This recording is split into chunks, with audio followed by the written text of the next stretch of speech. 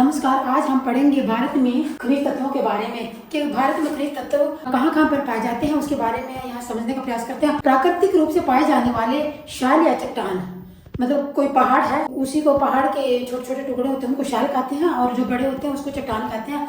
चट्टानों में से ही लौह अयस्क निकलते हैं, मतलब जो भी खनिज पदार्थ होते हैं वो वहीं से निकलते हैं। और आर्थिक रूप से लाभदायक वो अयस्क कहलाता है। प्राकृतिक रूप से पाए जाने वाले शाल या चट्टान जिसमें लोहे की मात्रा यहाँ से अधिक हो वही अयस्क कहलाता है। तो यानी कि लोहा जिसमें सबसे ज्यादा हो वही अयस्क कहलाता है।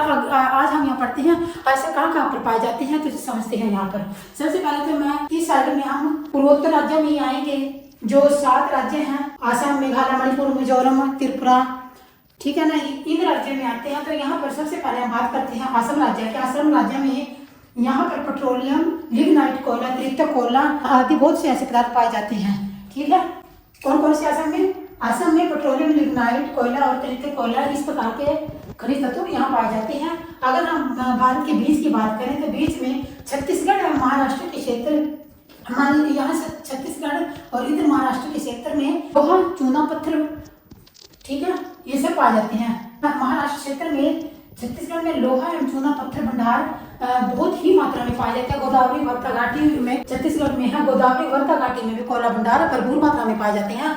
और इधर हम छोटा नागपुर के पठार की बात करते हैं। छोटा नागपुर का पठार जो है यहाँ पर छत्तीसगढ़ के आसपास में मिलता है। और यहाँ पर कार्बोनाइट एक प्रकार का खनिज तत्व होता है। कार्बोनाइट वो 100% यहाँ पर मिलता है, और क्रोमियम 90%, और आयरन यानी कि लोहा भी 90% यहाँ मिलता है। मीका 75% मिलता है, कोयला 70, और मैग्नीज, तांबा, पत्थर, चूना आदि भी यहाँ पर। छोटा नागपुर का पठार यहाँ पर है, नागपुर का पठार, यहाँ पर ये सब भरपूर मात्रा में मिलते हैं। कार्बोनाइट कितना 100% मिलता है, क्रोमियम 90%, आयरन 90%, मीका 75%, कोयला 70%। इस प्रकार से यहाँ पर छोटे नागपुर के पठार के पास मिलता है। भारत में जहाँ भी बड़े बड़े पहाड़ यहाँ पठार होते हैं, जो कोयला होता है वो भी इसके आसपास में मिलता है। और जो लौह अयस्क खनिज तत्व, बॉक्साइट, लिग्नाइट, आयरन, ये सभी यहीं से प्राप्त होते हैं, इन्हीं पहाड़ों के आसपास के एरिया से। ठीक है, आगे हम समझते हैं उत्तर पश्चिम क्षेत्र में आते हैं। उत्तर पश्चिम क्षेत्र कौन सा हमारा?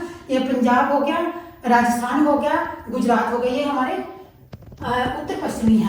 ठीक है, तो यहाँ पर अरावली पर्वत जो मैंने पहले भी बताया हुआ है, यहाँ पर अरावली पर्वत जो दिल्ली, राजस्थान से लेकर दिल्ली, रायसेन तक फैला हुआ है। यहाँ पर भी बहुत मात्रा में अरावली पर्वत के आसपास खनिज तत्व मिलते हैं, जो गुजरात और राजस्थान में फैली हुई है। अरावली पर्वत श्रृंखला हरियाणा तक।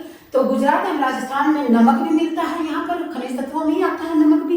ठीक है, भरपूर मात्रा में नमक मिलता है। राजस्थान में सांबर झील में, आपको पता भी होगा। गुजरात में पेट्रोलियम की सबसे ज्यादा अधिकता, पेट्रोलियम कहाँ से पाया जाता है? सबसे ज्यादा गुजरात में, महाराष्ट्र में और दिग्बोई आसाम में। यहाँ सबसे बड़ी बड़ी खाने हैं पेट्रोल की, जहाँ से कच्चा तेल निकाला जाता है और फिर उसको साफ किया, शुद्ध किया जाता है, साफ किया जाता है, तो वो फिर रिफाइनरी में बेच दिया जाता है, और फिर वो पेट्रोलियम के रूप में आ जाता है, डीजल के रूप में, पेट्रोलियम के रूप में। ठीक है, तो आगे समझते हैं।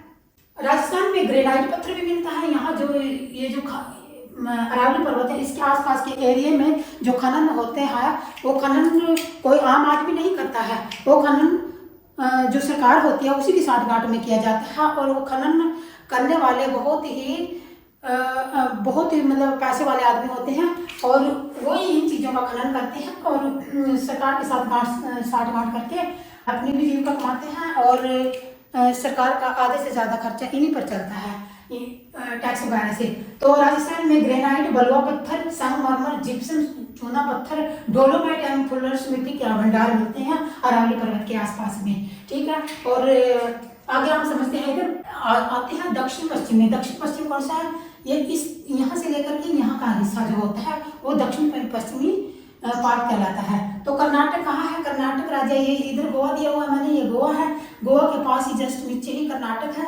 तो कर्नाटक में धारवाड़, शिमोगा, चित्रदुर्ग, युमकुर और चिकमगलूर जैसे स्थान है जहाँ पर भरपूर मात्रा में ये लौह अयस्क मिलते हैं। ठीक है, इसके पश्चात गोवा में भी बहुत ज्यादा लोहे के भंडार है। महाराष्ट्र के रत्नागिरी में लोहे के भंडार मिलते हैं। महाराष्ट्र में अगर पूछा जाए तो लोहे के भंडार, और गोवा में भी लोहे के भंडार। इसके पश्चात हम आते हैं इधर दक्षिण पूर्व में, पूर्वी कर्नाटका, यानी कि मान लीजिए यह हमारा कर्नाटका राज्य है, ठीक है।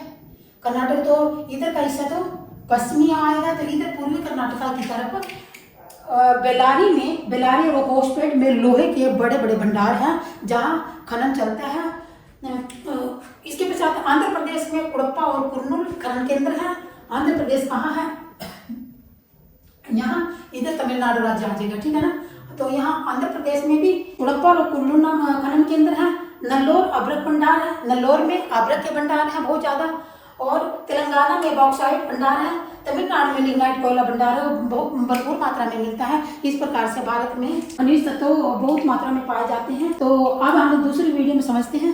तब तक के लिए जय हिंद, जय भारत।